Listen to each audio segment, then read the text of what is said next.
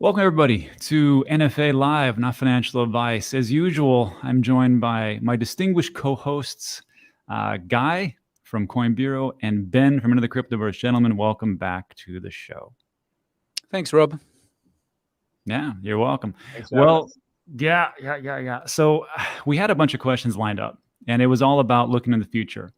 And it was all about, because when we kind of get into the minutia of the day-to-day operation, we kind of get a little bit lost sometimes. So I wanted to just take a look forward into potentially March 2024. Unfortunately, before we get into that, we have to talk about the PCE and things like that. And everybody, if you're not already subscribed or don't know who these guys are, I doubt that very much. But if you haven't subscribed to Coin Bureau Clips, there's a link in the description. Also, Ben's got a nice little channel, great information into the cryptoverse, so check that out. But before we get into the questions about, and we're going to take a look at utility, regulation, and of course, everybody's favorite topic, future price action, let's talk about this. And Ben, since you tweeted this, tell us what's going on and how is this going to affect the market potentially. It looks like PCE just came in hot, and not like a little hot, like a little bit more than what it was. Headline 5.4, estimated 5, core at 4.7, and estimation at 4.3. So Ben, tell us where we're at, what's happening, and where we're going from here, and then I'll talk to Guy. Hey, yeah, thanks. So I think the general concern here is one of the things that we've mentioned before, and that was that risk assets can do okay until you see one of two things, right? And one of those is the reacceleration of inflation or the deterioration of the economy. And we hadn't really seen either of those. Unemployment rate still at a secular low. Initial claims just came in again yesterday, I believe. another week where they went down. So the economy still seems somewhat resilient. But because of that, you're potentially starting to see the reacceleration of inflation. Now, the reason why that's important is because it's likely going to make the market further reassess or reprice what the terminal rate is. And as of this morning, the likelihood of a 50 basis point rate hike is now, I believe, at 33%, 32.9, 32.9%. So it's giving it about a 33% chance or so, which still means the most likely outcome is 25 basis points. But the more important thing, I think, to look at, and you can see this on the CME Group website, is that the market is now no longer pricing a cut this year. The most likely outcome is just the Fed goes to 5.5 and stays there for the rest of the year. And if you think back to where we were a year ago, when we talked about the Fed funds rate, and we talked about, hey, like they're probably going to get to 5%, they might get to 5.5%. And for a long time, the market has not believed that, right? And Rob, if you want to click on, there's a little thing on the side that says probabilities at the top left. This one. Or no, a little bit down. Yeah, probabilities. So you can kind of see where the most likely outcomes there are for every month of the year. And you can see that no longer December is pricing in a rate cut anymore, which is a change. I mean, that's not the most likely outcome has basically just been a rate cut in December, and now it's not. The most likely outcome is still at 5.5.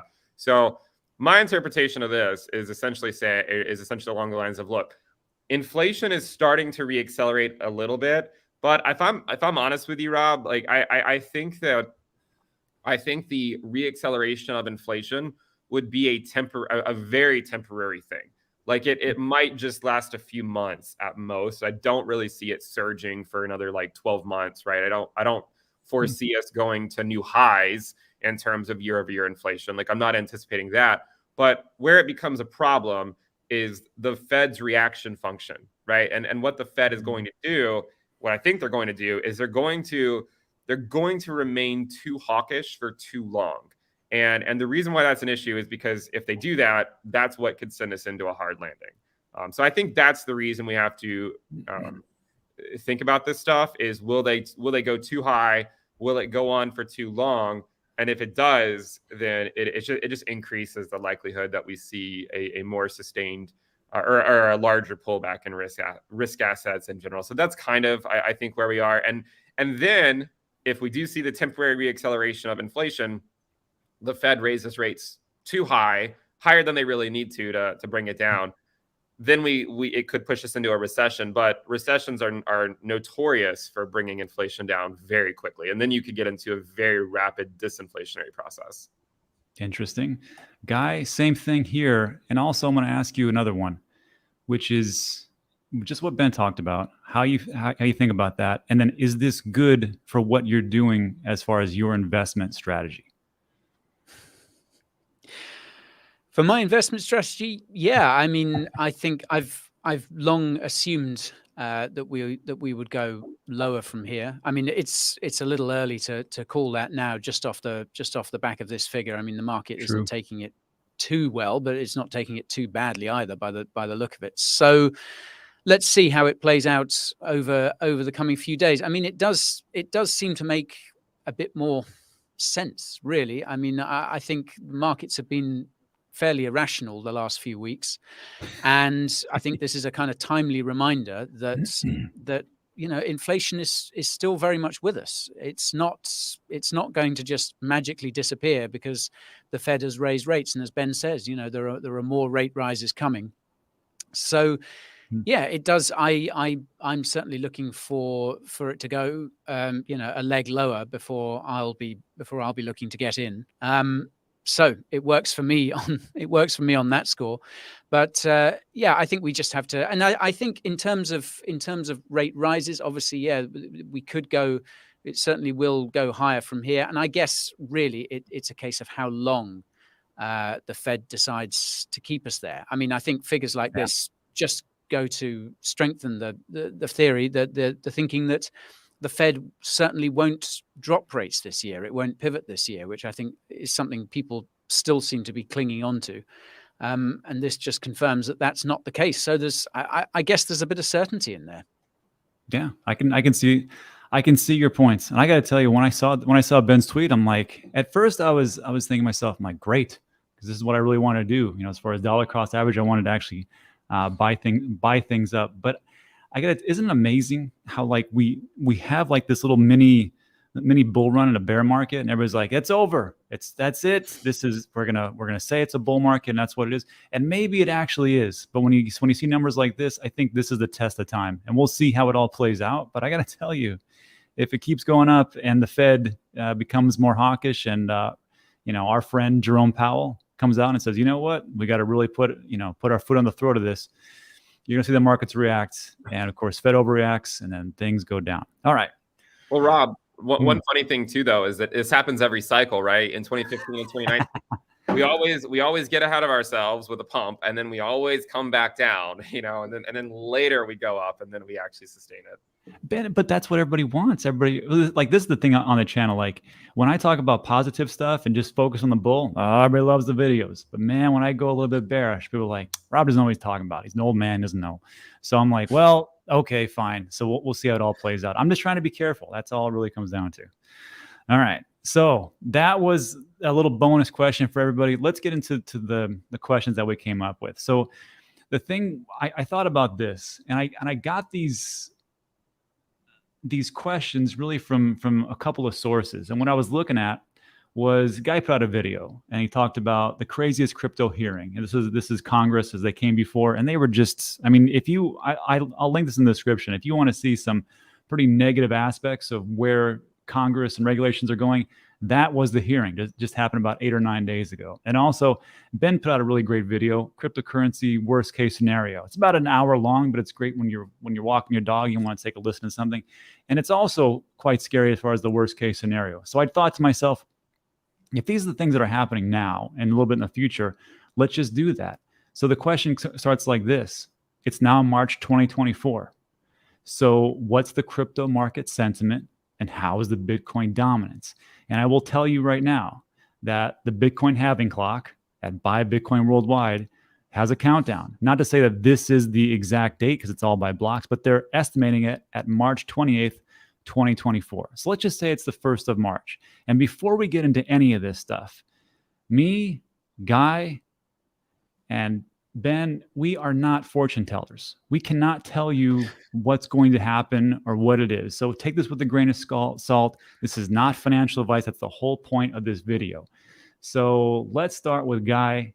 Guy, where do we go from here? What's the market sentiment and what's the Bitcoin dominance as we go through 2023? Whatever happened, you can fill in the blanks there into March of 2024.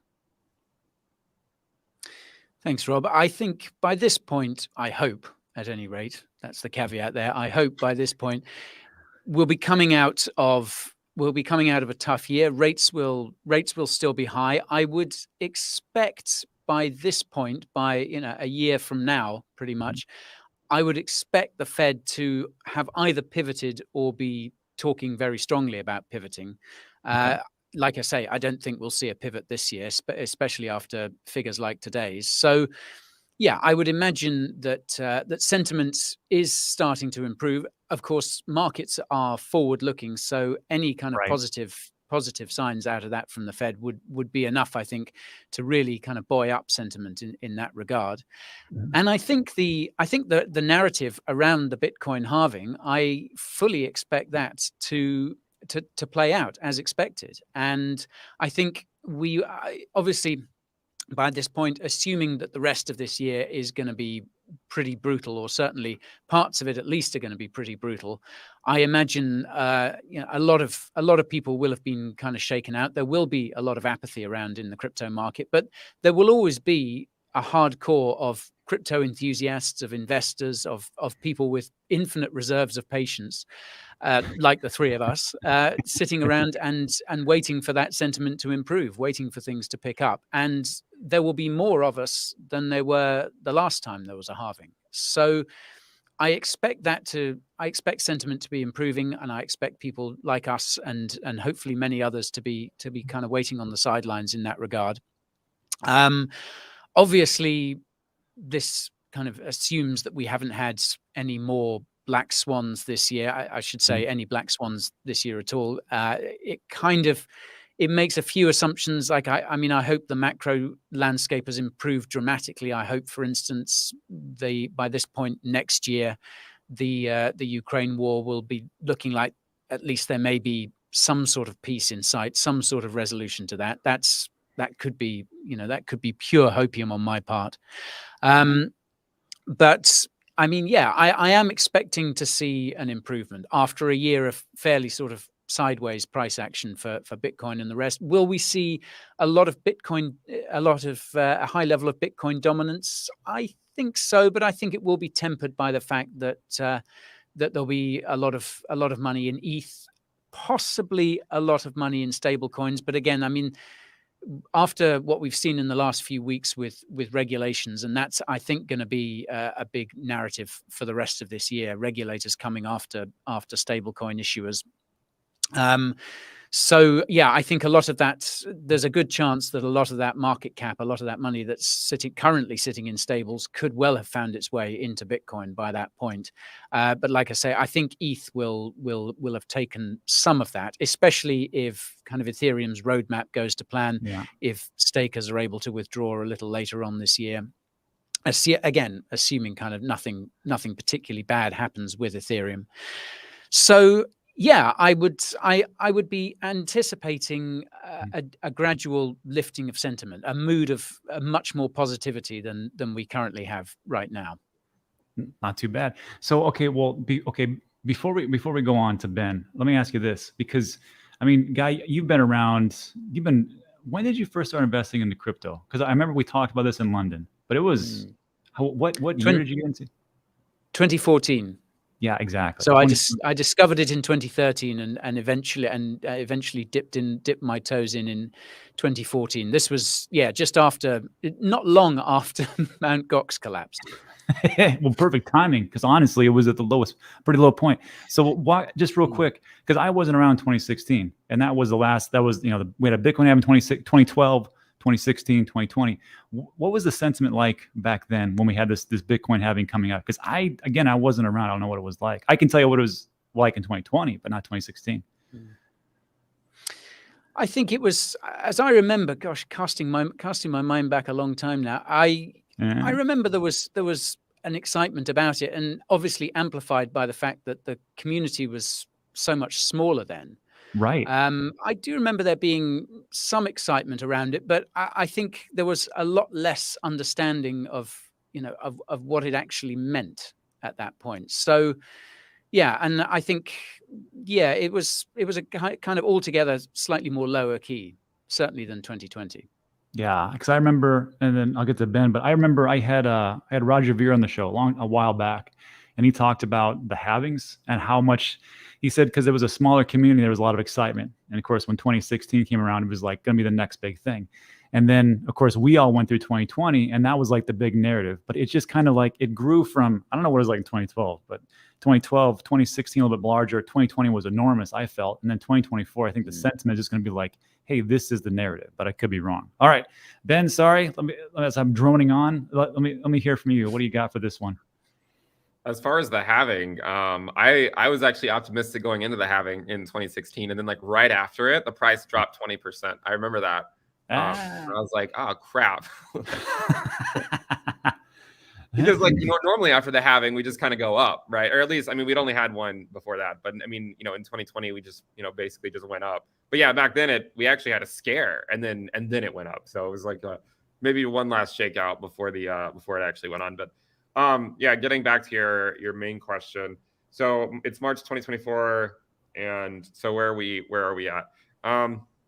So I guess to think about that, I'd have to think about like what is our path between then and now, or between now and then. And I think that, and in the context of the Bitcoin dominance, I do think you're going to see the dominance go to over 50% this year. I would guess somewhere between 50 to 55% is where I think it'll be at sometime this year. Okay. And due in large part due to the devaluation of the Ether Bitcoin value, the Ether Bitcoin ratio, and some of the other giants like the BNB Bitcoin valuation. We've already seen some of these fall. I mean, we've already been seeing some of these fall. And then another reason it goes up is because people see the halving coming, and they're like, well, let me get on my stable coins and put it into Bitcoin. I mean, that's another reason the dominance can go up even if the Bitcoin, even if altcoins stay constant on their USD valuations, the dominance can still go up a lot, as we've seen over the last 3 or 4 months. I mean, we've seen Bitcoin dominance go up, not because the market was going down, but because the market was going up. But yeah, so I think you're going to see the dominance go north of 50% next year, and early 2025. I think we're going to see it at 60%. To be completely honest, I mean, look, 2 cycles ago it was at 80%, 80, 90. Last cycle it went over 70. I don't know why it can't go over 60 this time. I mean, you're still looking at altcoin regulations. You're still looking at people who got burned a lot. I mean, in the last cycle. And normally we have to remind ourselves, I think we forget about this a lot. In early stages of the bull market, Bitcoin leads, just like it's, like it led the last couple of months. Like, you see what happens when Bitcoin goes parabolic, and everything else just gets left behind to some degree. And the dominance just shoots up very, very quickly. So I would sort of see it peaking around 60%, but not until late 2024, early 2025. So in March of next year, though, so I think we're going to have one more scare this year. And I think it's basically going to be nothing related to crypto. I think the contagion events have run their course. Maybe there's altcoin regulation, but I don't think that's going to affect Bitcoin. In fact, altcoin regulation might be better for Bitcoin. It might drive more money into Bitcoin if people are scared about some of the regulations for the altcoin market and the stablecoin market, for that matter, too. So I think that you're going to see one more scare, like we always see. We saw it in 2015. In 2019, it actually came the second half of the year, and then we had the drop in early 2020. We also have to remember, though, the halving this time around is earlier, and so it's going to be in early 2024. So my sort of path that I'm thinking about, again, probably not going to happen just because it's so hard to predict exactly what happens. But my path is that we could see just kind of like a dull year, where we get kind of a slow bleed. I mean, there's been plenty of excitement so far, so it's not. Well, that's true. But I think we're going to get somewhat complacent and apathetic, is my guess. And we're going to get one more scare to really test the resolve of investors. And then by the end of the year, so maybe by like Q4 I think Q4 at the latest is when we start to move back up. Because remember, the train normally turns back around before the halving gets here, not after it. So whether Bitcoin puts in a double bottom, a lower low, right? We'll have to see. But I do think no matter what, you'll see the train turn around later this year, maybe Q3 or Q4. And maybe the Fed does pivot this year. It's kind of almost like now that everyone's thinking it won't happen, it could lead to the problem now is that because markets are starting to believe the Fed, it could lead to the devaluation of risk assets, which could lead to some type of credit event. And if you get a credit event, it doesn't matter what anyone thinks. The Fed will pivot. They have to at that point. Otherwise, they're not just going to watch the economy melt down, right? So I think that you're going to see a Fed pivot either late this year or early next year. And when that happens, it should be all systems go for Bitcoin, because it'll be back to QE. Right? It's not that, I don't really think it's that complicated, to be completely honest. Just don't fight the Fed. If the Fed's printing money, risk assets go up. If the Fed's taking money out, risk assets go down. And in the same way that when we're printing money, we do have corrections, right? we have 20, 30, 40% corrections, even when we're in a period of QT or in a period of QE. When you're in a period of QT, you can still see 40, 50, 60% pumps, but it doesn't mean they're necessarily going to lead to new all-time highs until the Fed pivots. Historically, the stock market doesn't bottom until at least after the Fed pivots. So I think that's what we're essentially waiting for, right? I'm not saying that a DCA strategy is not worthwhile. I myself have picked up Bitcoin over the last half year. But at the same time, I'm not really under the illusion that that Bitcoin's headed to new all-time highs this year. I think that it's just going to be a relatively apathetic year. But by March, I think you're likely going to start to I think we're gonna start to come into a crypto renaissance type phase, and the summer of 2024 I think could be really good for crypto. I think altcoins will be doing quite well by that point, and because normally by that point after the halving, Bitcoin sees a nice little pump, goes sideways, altcoins pop off. So that's kind of what I think the sentiment is going to be is actually going to be quite good at the time. I think we're going to be out from the depths of despair. Yeah. So just taking a look at like the 2020. We had it. I think it was in May. May of 2020 was the halving, and look at that year. It was a great year. I love that year. 2020. We had at 9,000. Then of course towards the end of the year, we had gone up all the way up to 30,000. Not that that's going to happen again, but like we see it here happen over and over again as far as the 4-year cycles. 12, 16. 20, and there it goes, and then who knows what's going to happen next. But I will say, there's two things. The guy had a good point about the stable coins. If things start to drain out of the stable coins, especially with, I don't know what's going to happen with Tether. I don't know what's going to happen with USDC. And we know what's going to happen with BUSD. And they're going to go down and say, we're not going to keep doing this unless Paxos wants to fight the SEC in court. That could happen. Mark Cuban did one, so who knows? But the thing that concerns me is that when we talk about the pivot, this is the thing that concerns me. We talked about this before. When the Fed pivots, then of course we have a little bit of a drop off because they broke something. We know they're gonna break something. That's pretty much their job. So if they do break something, and then here we go, now we're gonna have a downward slide. The question is then becomes, when do they pivot? So if they pivot, let's say like not this year, and then they pivot next year in 2024, and then the Bitcoin halving comes around March, maybe it gets pushed out to April. Maybe it all is really just good timing, because recessions last for how long? Roughly 10 to 12 months, 14 months, somewhere around there. And then maybe, because there's usually an all-time high after that. So maybe in 2024 is just like what we saw, I hope, over here. But again, who knows? All right, so that was a tough one. Now let's get into maybe some other easier parts here. Until we get to the price action where everybody loves. But this one, altcoin utility. So the thing that I take a look at with utility is, and we're going to grow as soon as we get some type of either a killer app or a killer utility, something that we just can't live without, right? When there was a transition, and I remember this transition from no internet to the internet, it was a slow process because there was just, first of all, it was slow. There was a lot of lag and people didn't know how to use it. Then when they figured it out, and we went from like a web 1 where it was just static to a web 2 where we could actually interact with things and actually pay for things online, then it really blew up. So for me, the question is this. In March of 2024, have we found the killer app use case? And what are people actually using altcoins for? And and we're on the same page about, you know, NFTs that are just goofy little pictures are not going to do much for us to really bring mass adoption. That's just for speculation. That's just my opinion anyhow. And then of course in March, I mean, did Lightning take off? Did ordinals take off yet? And are we seeing a bunch of layer 2 solutions? So what do we got? And then Ben, I'll start with you on this one. Yeah, I mean, I think as far as the altcoin market, it's still, I'm guessing most of it will still be fueled by speculation of the dubious variety, of course.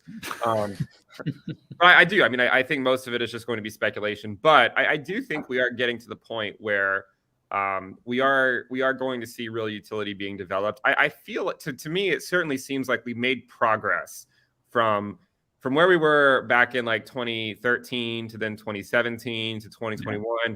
I think we're making progress, and I think we're going to make even more progress in the next cycle. So I do think you will see more utility come out.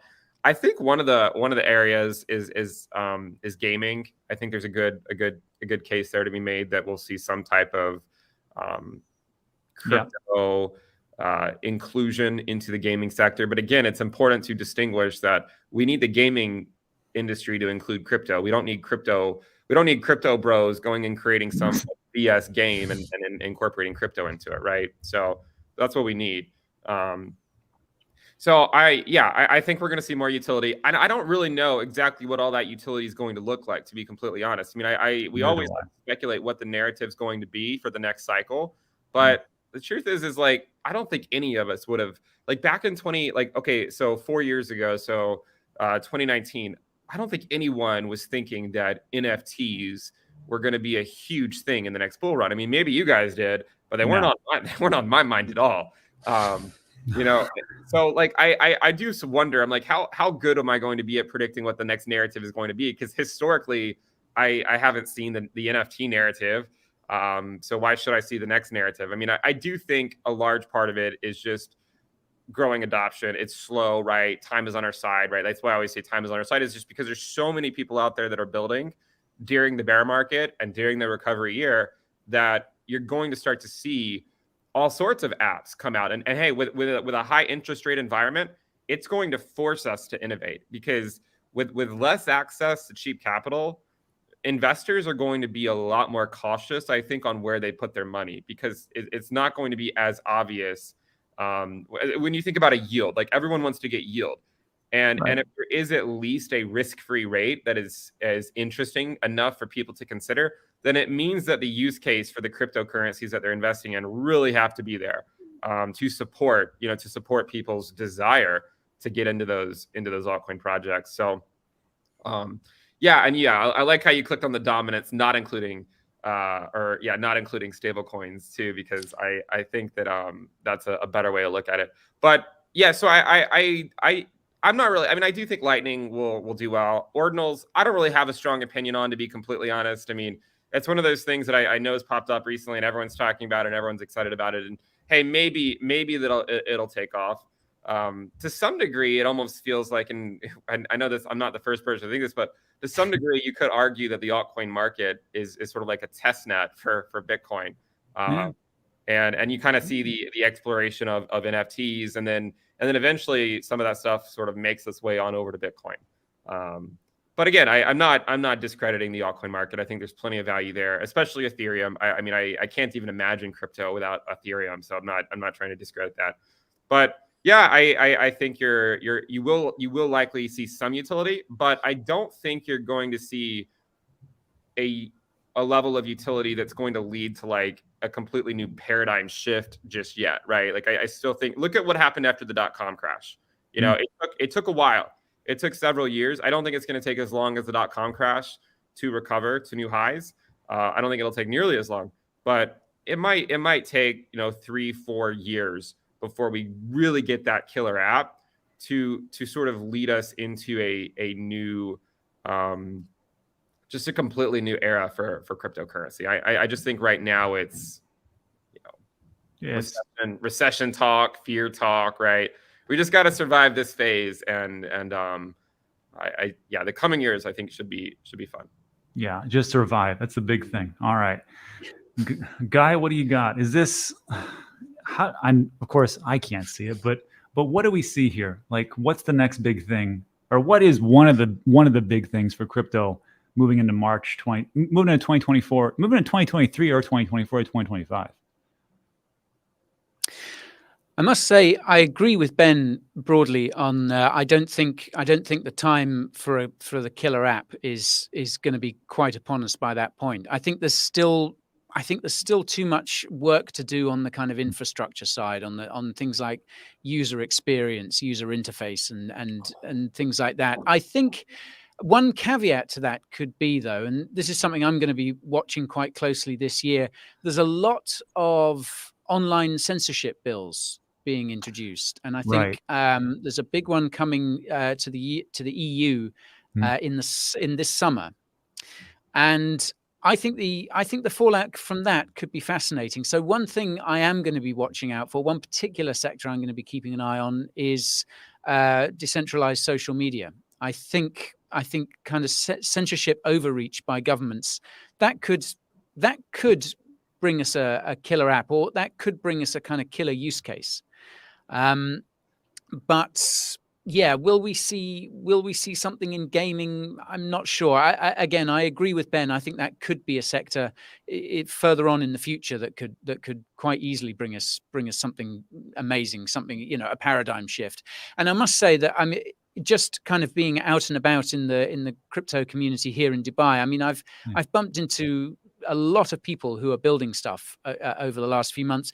And a few people have been working on games, on blockchain games and kind of gaming ecosystems. And they've shown me things like gameplay. And I must say it's much better than I thought it would be. I'm seeing some kind of genuinely impressive looking stuff. So I am hopeful in that respect. I do think there is a lot of progress being made, but if it's being made quickly enough for this time next year, that I don't think so. So yeah, I wonder whether a use case for something like decentralized social media will be kind of forced upon us. I'm also, probably. I mean, I hope not.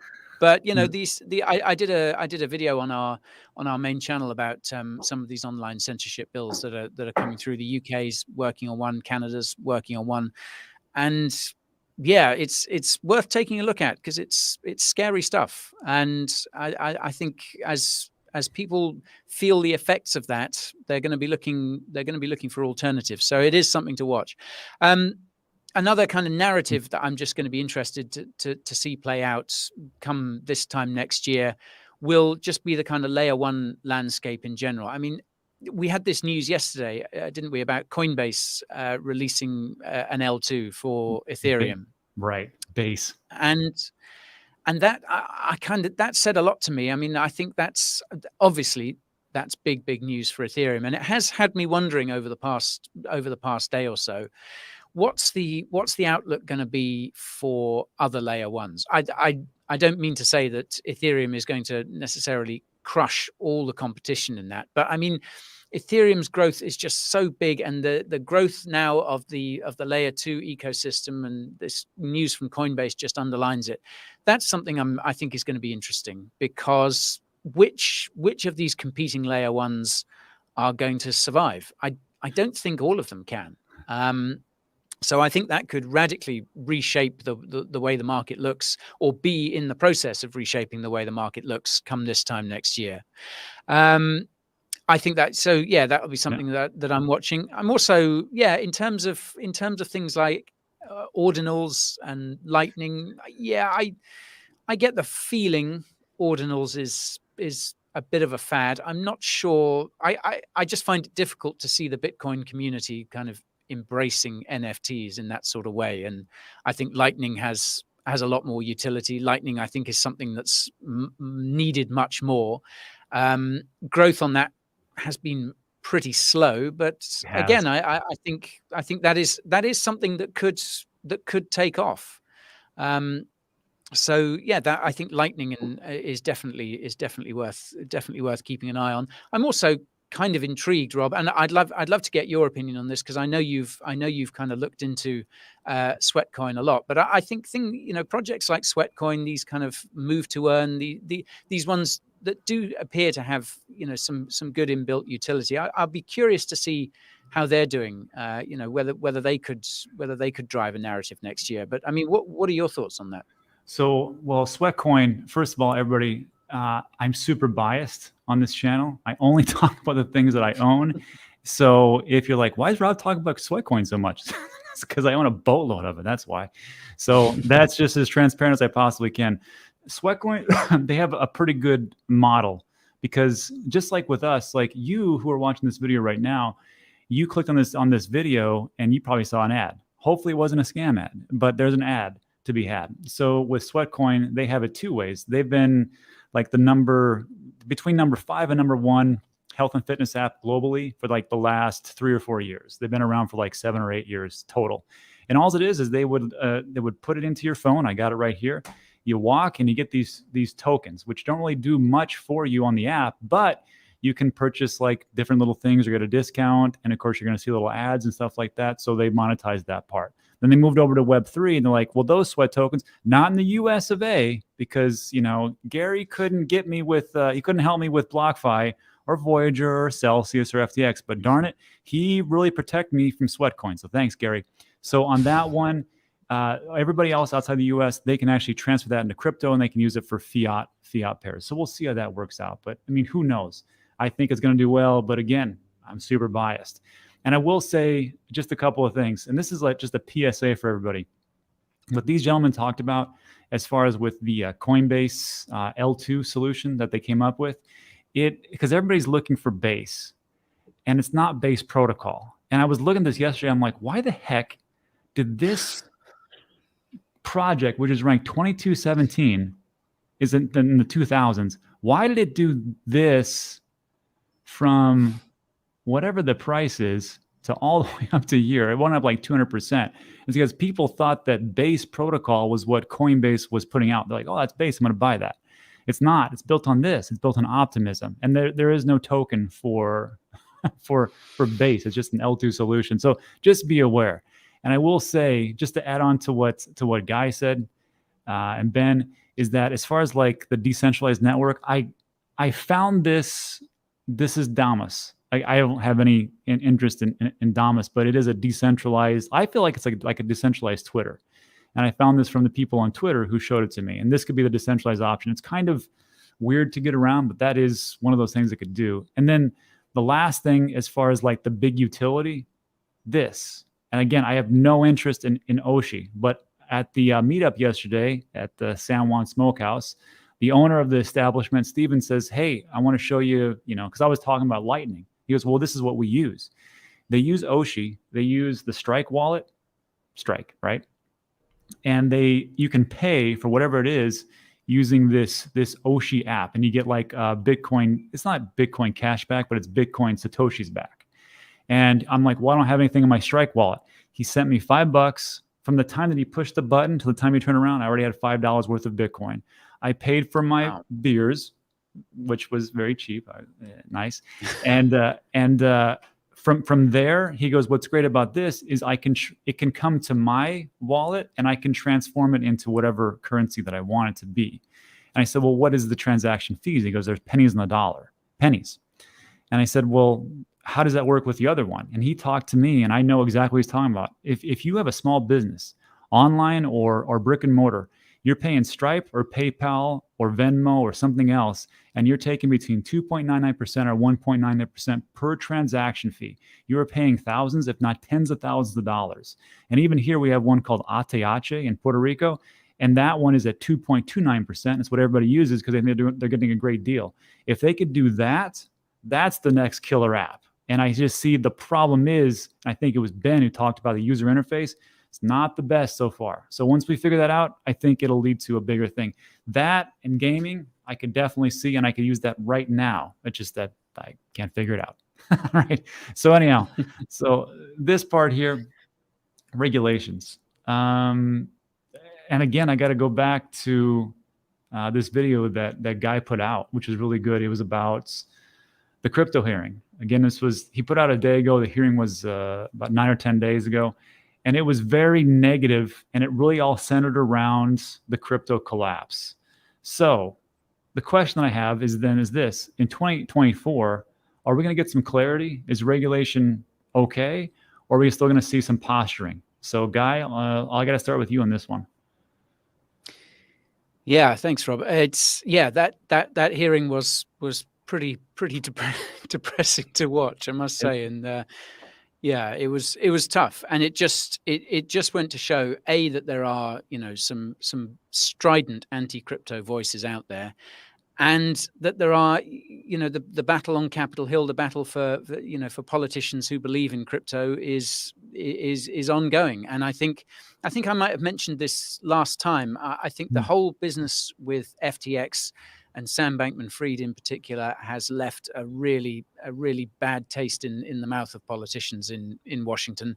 Right. And I think that's going to take a long time. And of course, his trial begins October this year, if I remember rightly. So I think by March of next year, I mean, assuming it isn't kind of all wrapped up fairly quickly, by March of next year, a lot will have come out. There may still be stuff playing out in that trial. Who knows? So I think that's something definitely worth considering, and that could have altered the landscape a bit, quite a bit, because I think we're going to find out, just how cozy Sam was with various politicians. Let's not forget, of course, he met with Gary Gensler many times. And there could be some interesting stuff to come out about that. So I'll be watching that closely. I think we probably will still see a fair bit of posturing, a fair bit of just, I'm not altogether confident that they'll have got their act together. Obviously, by that point, 2024 is election year, so they'll be gearing up for that. And I mean, I think one thing I noticed last year was I think the attention of politicians in the US did kind of shift away from crypto in order to kind of focus on the midterms. And then sort of bang, as the midterms were over, FTX sort of came in to wrench focus back in the other direction. So yeah, I think I'm not altogether confident that there'll be any sort of coherent set of regulations in place by this time next year. I think that will still be being worked through. I mean, will we have seen an end to the Ripple case? This is. Do you know? I think we were talking about this a few weeks ago, and on one of these streams, and I made a really flippant remark. I said, I think the Ripple case will probably be wrapped up sometime around 2027. And at least two people in the comments that I'd noticed took me at my word and were like, "Really? You think 2027?" So sure. I did sort of, yeah. I have that quote on my wall now, Guy. 2027. That's why. Yeah, this is why Ben is dollar cost averaging XRP. So thanks, Guy. You know what's going to suck about that part right there? Someone's going to splice that into Twitter. And, oh man, I shouldn't have said that. Anyhow. Sorry, Guy. Keep going. Stop giving him ideas, Rob. Yeah. Will this case be over next year? I don't know. I don't know. I mean, I think that it's with the judge now. I went and checked on Legal Briefs, Jeremy Hogan's channel, where I've been getting my updates about the SEC case. His last update was the finale, and that was posted 2 months ago. So, I mean, it's anyone's guess what is going to happen there. So yeah, I think we're still going to see we're still going to be having a fair bit of trouble with regulators in the US. And another thing that I'm very concerned about is this whole business of Operation Choke Point as well. This sort of concerted effort to cut crypto off from the banking system. I think that could have some pretty severe ramifications as well. Again, this is stuff that I kind of expect to play out over the course of this year, and I hope there'll be a sense that perhaps it's been worked through by this time next year. But who knows? Sometimes a year can go by very, very quickly. Exactly. So yeah, we'll see how it works. But regulations, I'm not too enthralled or enthusiastic because I see the same thing. I'll get to it. But Ben, So the same thing here, regulations. I mean, we're here in America. I mean, we see it. We see it. Do you have any hope in 2024? Things like, yeah, we're moving in the right direction. You know, I think that you're going to see some regulations this year, but my guess is we're still going to be stuck in sort of just wondering even in 2 years, because I think that these things just take so long to sort of carry out, and it's weird to me that it's 2023 and there really isn't that much more clarity on crypto than there was even several years ago. There's not a whole lot of clarity on what are altcoins, like are they securities or are they not.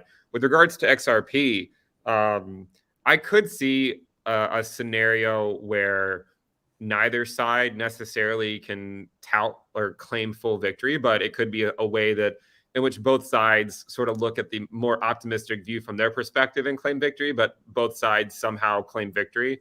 I could see a scenario where XRP at its launch could have been considered a security, but then maybe then it transitioned into not being one.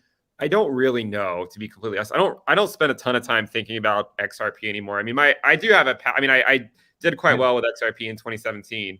And then in 2020, I bought it like 3 days before the SEC sued Ripple. So I'm still a little bit upset about that. But I think that you're likely going to see some regulation come in this year, but I don't think it's going to be like, it's still going to leave us with probably more questions than answers, to be completely honest. It's funny, if you look at the dominance of Bitcoin, which kind of tells the narrative going back from Bitcoin is sort of ruling to the altcoin market is ruling. And if you look at it without stable coins, what you'll notice is that we've been putting in lower highs, but we've also been putting in higher lows as well. I mean, despite everything, the dominance stayed higher. And if you connect those points and carry them out, they actually converge in 2026. So perhaps 2026 is when we'll finally get clarity on the altcoin market or not. And you can kind of see it just continuing to take several more years. And the funny thing is 2026 isn't even that far away.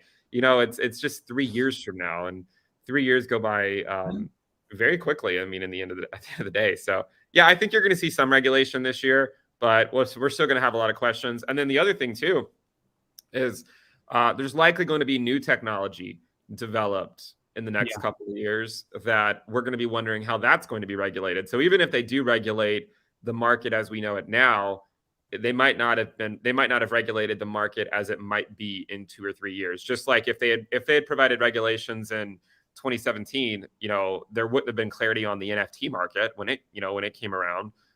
So perhaps whatever the next thing is going to be the question as to what's going to be regulated in the future. But my guess, some regulations, but we'll still have a lot of questions even in the next bull run.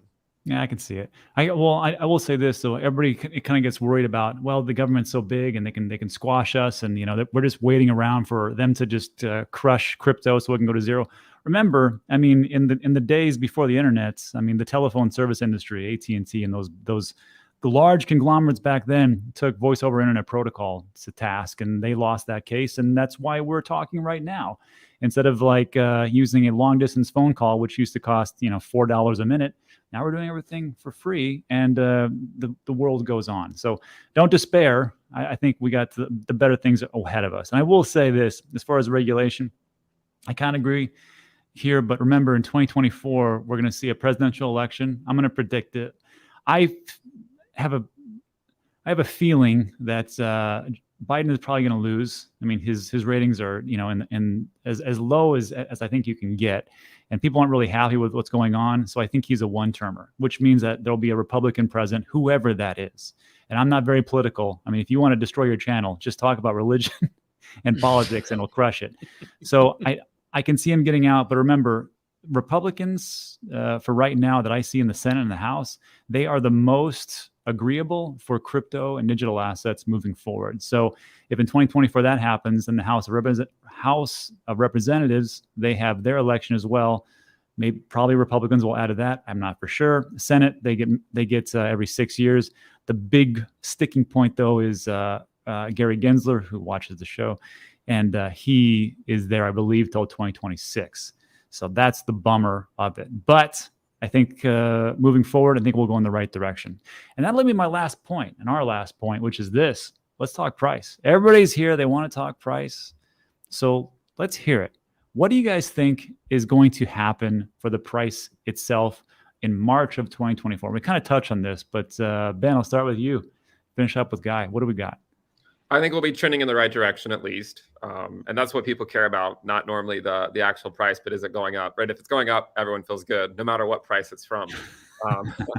I think if I had to guess, again, pure speculation, right? But if I had to guess, I would say by early 2024, so like March, April timeframe, around the halving, I'm going to go with, let's say somewhere around $28,000 to $32,000 for Bitcoin is my guess, somewhere around that level. But I also think that between now and then, we're going to, there's going to be a phase between now and then where we go back down and test the investors, because you typically don't get, because even though I say 28 to 30, around that level, I think it's going to go higher than that, right? I don't think it's going to stop there. Right. But what's likely, what I could see happening is sort of like sometime between now and then we get a massive, actually, it could just be a slow bleed. I mean, to be completely honest, it might not be a capitulation. It could just be a slow bleed for a while. And it causes some people to capitulate. And then we get into a slow move back up. And then by early 2024, 28K, maybe 30K, something around there. I could see it hanging out around 30K for a few months, actually, kind of like it did back in 2020 as well. It also hung out a little bit in 2016. And I'd hang out there for a little bit, and you'll likely see altcoins, popping off their lows, and doing quite well. And, everyone, and including me, getting on the altcoin bandwagon again. And then I think we'll head higher, right? And this is my general guess. But by the halving, I would sort of think about, because if you think about where Bitcoin was at its last halving, it was around 8,400, if I believe. So somewhere between 2 to 3x off the low. But we also have diminishing returns each cycle. So I would say it could be around similar levels off the low. So like if the low is 15K, then 2x off, that's 30K. If the low ends up being 12K or 13K, then it could be the mid 20s or right around 30K. But that's my general expectation. Okay, Guy, before we get to you, Ben, I'm going to ask you about this one, because in your worst case, I want you to play it out for us. Everybody watch this video, worst case scenario for crypto. And I know you talked about July and August. You see some headwinds coming. Do you think that we're going to go, like I said, like lower, and then 2023 is going to kind of just suck and just be a slow bleed, and then 2024 is the better year? Or is there something in between? Just to clarify. I think this is the year where both the bulls and the bears get wrecked. This is why I said, like, we all need to get sufficiently wrecked first before we can go higher. And that includes the bears, right? Like, that's an important caveat to it. The bears have to get wrecked as well. Just like the bulls do, because again, 2022 was just the bears just the bulls getting wrecked. And now I think it's both sides getting wrecked. So the people that are sort of waiting for the Fed pivot, we go through this phase where everyone's like, oh crap, am I getting left behind because I didn't wait for the Fed pivot? And you see the market pump. But look, the NASDAQ dumped 77% and the .com crashed and then pumped 60% and then slowly bled to a new low. So it could happen, and if you take the time ratios between the .com crash and what crypto has been going through, it would put us, getting one final scare by the third quarter of this year. So I think, like, my gut tells me that we're likely going to start trending up in a sustained way, like where we actually just keep putting in higher lows. And I know some people might say we're already in that phase, right? And I'm not, it's always a point to take. But my thinking is that you're going to have to see, we're going to have to be back at QE before we can really make that assessment, I think. So yeah, I think we're going to see a slow bleed followed by a slow increase into the halving, probably some consolidation for a while, and then maybe hopefully another parabolic run up, late 2024, sometime 2025. Okay, so everybody remember that last phrase that Ben just said. We're going to go on a run up in 2024 because the other stuff people just hear. Sometimes people just hear like the bear stuff. Like, damn it, Ben's so bearish. But then really, honestly, in long haul, Ben is bullish. Guy, what do you have? Ben has been bullish, hasn't he? Yes. He's been very bullish this stream. It's great to hear. I don't have an awful lot to add to that, really. I think, yeah, prices will this time next year definitely higher than now. I can see it, but I can see another crash or a slow bleed this year. I think we can certainly test those lows. For a year from now, my best guess for Bitcoin would be, it's quite a wide range, between 30 and 40K. I think I haven't got the courage to narrow my range as much as Ben has. So I'm playing it very safe there. But yeah, I think the excitement sort of building up to the halving, I think that can carry it sort of north of 30K. But I don't think, even if we're hearing noises about QE, even if the general overall macro picture looks better, even if the regulatory landscape looks better, I don't think that'll be enough by that point to push us, anywhere past 40K. But certainly, I think it's realistic to expect that sentiment could have picked up enough to be within that range by then. Yeah, I'll just I'll push back a little. I think that whatever I don't know if we're going to go higher than what you guys just said, 30 or 40K, because I gave a prediction in 2020 that Bitcoin would go to 150K. That didn't happen whatsoever. But I will say this: I think that if regulation, if it hits its tone and we get some kind of clarity, that'll boost a little bit. The war in Ukraine, I don't think it's just like the war in Iraq and the war in Afghanistan. It's just background noise as time goes on. Unfortunately, I have to say that. And we were in Afghanistan for 20 years. I don't think it's going to be that big of a thing in the market. It's going to be awful for the people over there. But as far as like price action, the thing that concerns me is what we just talked about, the pivot. If they pivot and it's not this year and it's next year, that means that the economy has really taken a big hit and they broke something. And it's going to take a little bit of while for them to bounce back. So maybe this time next year, it might be even worse off than we've seen beforehand. So I'm going to take a contrarian view. But before we get into the Q&A, I will just say this. I think I'm biased again because I'm dollar cost averaging and I want these things to go lower. And if it does, that's better for me. So maybe I'm wrong on that one, but it's just the truth. All right, everybody. So those were the answers. Maybe not. I think Ben was the most bullish out of all of us today. So So that part is maybe long term. I'm not bullish this year. Okay. Yeah. Perfect. So we're good. So what we'll do now is go in the Q&A. God, we went almost an hour again. I don't know how we do this. But Ben's bullishness makes this live stream collectible. So I think we need to mint it as an NFT. All right, I gotta go double down on my worst case scenario videos now. Yeah, we're gonna put this on an ordinal, and then Ben's gonna drop the worst case. All right, I'll see you guys at 13K. Nice, I'll take it. So here's a suggestion, and this was before the stream start. Hi, can you guys please create a YouTube playlist for NFA? Would make it way easier to keep track of this awesome format. So I did that on my channel. If you guys want to do that for a playlist for yours, so much the better. And then this was a good comment. YouTube playlist, okay, did it. An audio and Spotify for all NFA episodes, please. I don't know. It's something we could think about. I never got into the podcast thing because I know we've talked to Guy about this and it's not the greatest setup, but whatever else. Here's a question. Can you answer this question? If all the collapses had not happened last year, FTX, BlockFi, Voyager, Celsius, where do you think the market will be today? It's a good question. And because we only went as low as 17,000. So do you think that we could have gone higher if it wasn't for just the shenanigans that were being played in the background with Three Arrows Capital and everything that happened before? I think we could if you think back to where crypto bottomed in June and then where equities bottomed in October, and crypto was at Bitcoin was at 21K and then FTX collapsed, but equities did not collapse during that time. Actually, equities continued moving higher. And part of that, I think, is because net liquidity was moving higher from September up until about late January. Since then, it's been moving back down. So fair warning. But I think it could have been higher. I mean, you could have already seen Bitcoin tag slightly higher prices, but this goes back to the idiosyncratic risk of every individual asset class, right? So yeah, it could be just a bit higher, but I still think at the end of the day, we're fighting a losing battle until the Fed pivots. I can see that.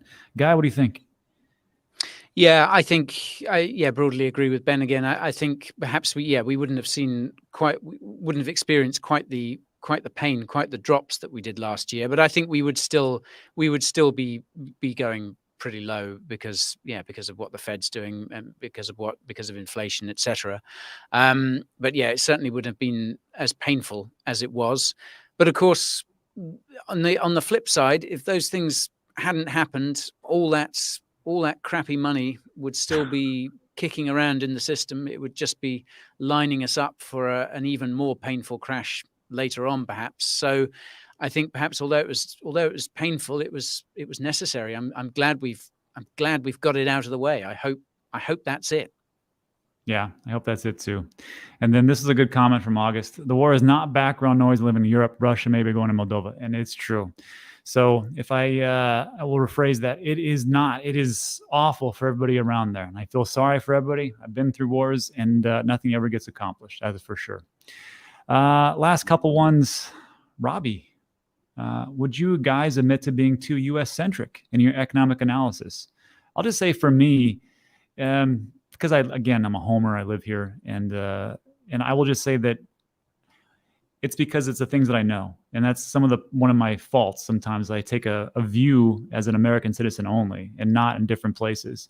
So yeah, I do, but you got to remember. I mean, if America goes away, it's not like crypto goes away. It'll just vacuum over to another place. It's just that we lose a big chunk of funds because America is the richest nation in the entire globe. So what do you guys think?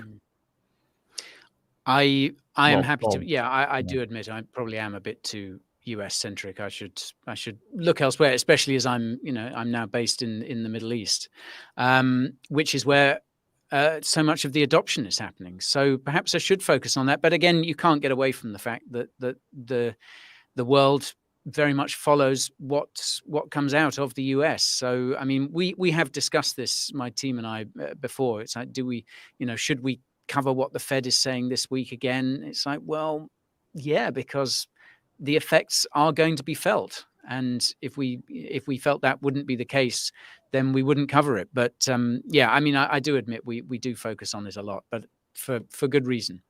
Yeah. All right. Ben, anything on that one? Just like, yeah, it's true. No, I mean, maybe we should talk about more about other countries, but at the end of the day, I mean, like, the U.S. economy is the strongest, and that's where a lot of the money is. So, I live here. It's what I'm surrounded by. Yes, maybe I'm an ignorant American, but I mean, this is where a lot of the stuff happens. So I think it's important to focus on, and also I would say too, like, I focus on what I think I'm actually better at understanding. Like, I would not be great at talking about, like, monetary policy coming out of China or other places. Like, I don't spend as much time studying it. That is true. All right. So guys, we're going quite long. It's an hour and 3 minutes. I'm going to stop it right here. So everybody, thanks so much for stopping by. We appreciate it. Again, you can find Coin Guy at Coin Bureau Clips, where he does a bunch of live streams, which are pretty entertaining if you like them. And then also Ben over at End of the Cryptoverse. That's it for today. So guys, thanks for stopping by. Appreciate it. And of course, we'll see you in the next one. See ya. See you, everyone.